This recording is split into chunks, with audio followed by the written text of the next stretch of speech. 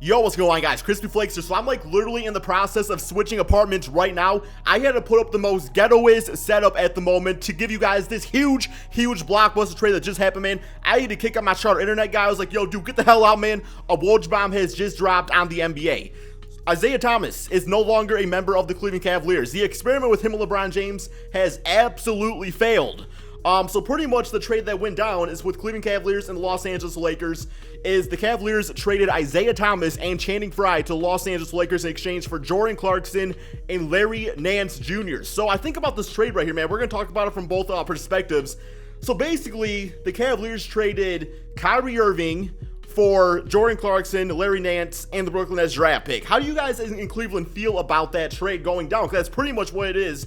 Seeing how Isaiah Thomas was only here for like less than a month at this point. But yes, so we look at it from Cleveland's side of things. By the way, guys, I hope the audio of this video sounds good and everything. Like I said, I have like a very ghetto setup right now.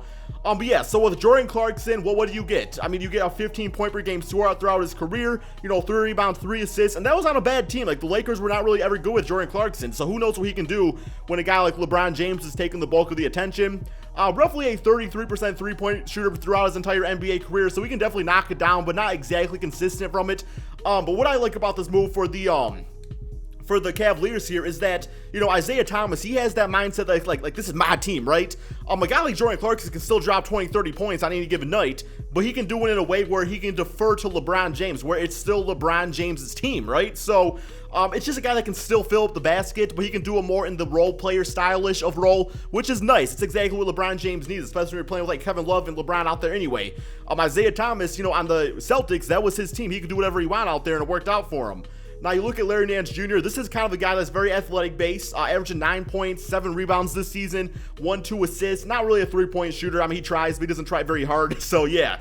But this is the guy that's going to come on the team, bring you some more athleticism, a guy that can drive it to the basket, slash, throw out some crazy dunks.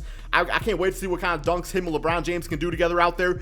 And also a man that is going to give you some pretty solid starter minutes when Kevin Love is out with injury. So that's just kind of a nice fit right there.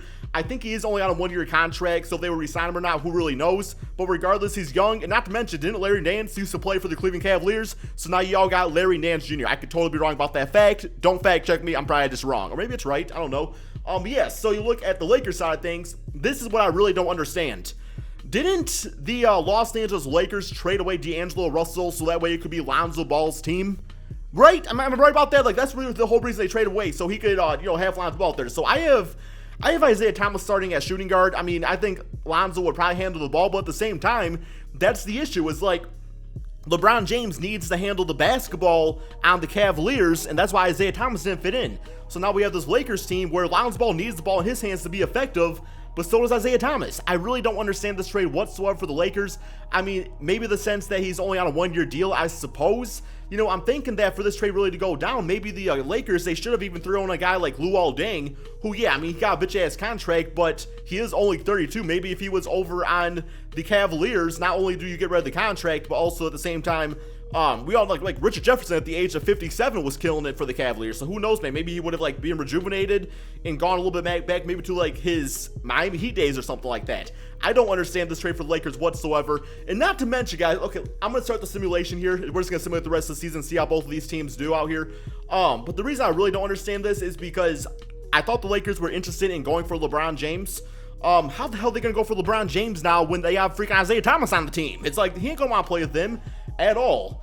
But at the same time, I also heard rumors too that they're just kind of like over LeBron. They're thinking about the future, like the 2019 NBA season, which does make sense in that case because Isaiah Thomas is on an expiring contract.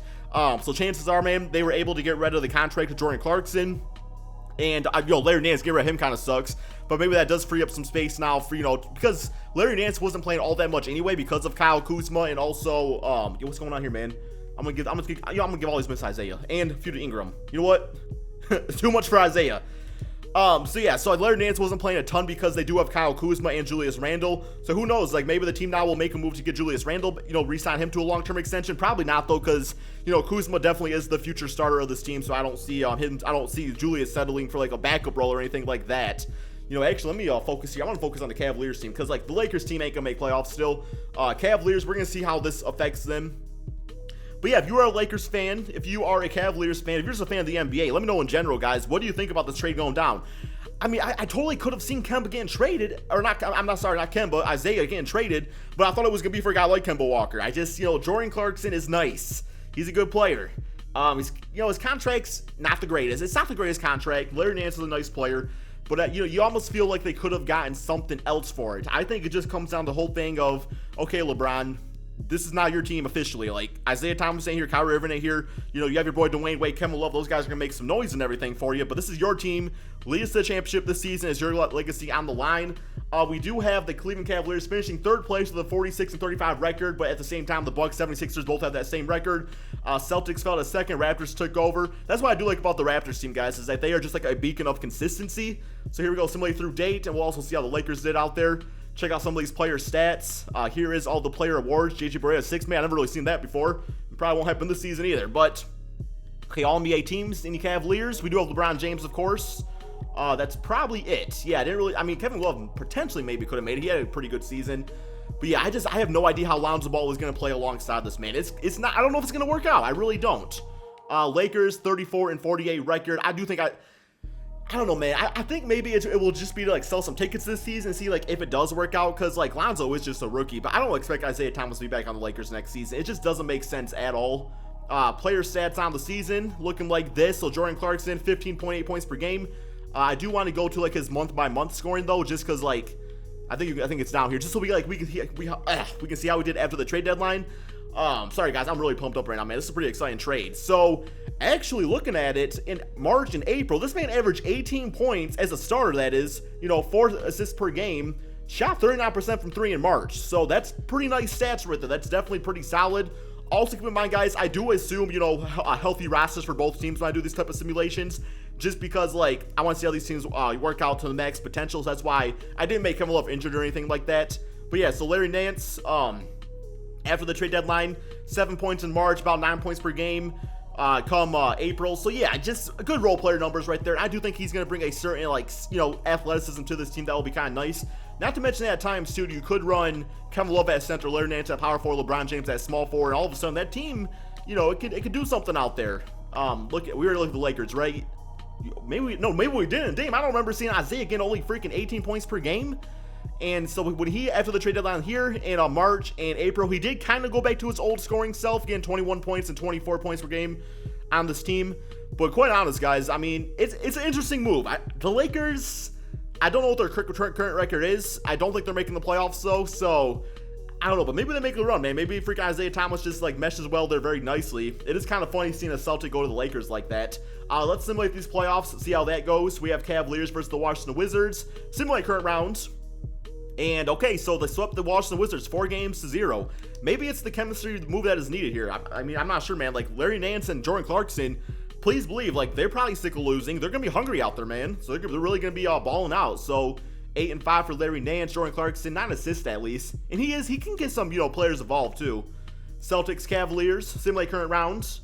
And, well, we got the Cavaliers getting swept 4-0 by the Boston Celtics. I don't know if I expect the Cavaliers to get swept in the playoffs by any stretch of the imagination. But I do expect them not to make it to the NBA Finals. I don't see it with this roster. Not when you got the Wizards, the Celtics, the Raptors out there. Even the Wizards aren't even healthy right now, man. They only got John Wall on their team currently. But yeah, my friends, let me know in the comment section below. What do you guys think about this trade? Like I was saying, I think it's absolutely nuts. Was not expecting it. Thank you guys all so much for watching. And peace out, my friends.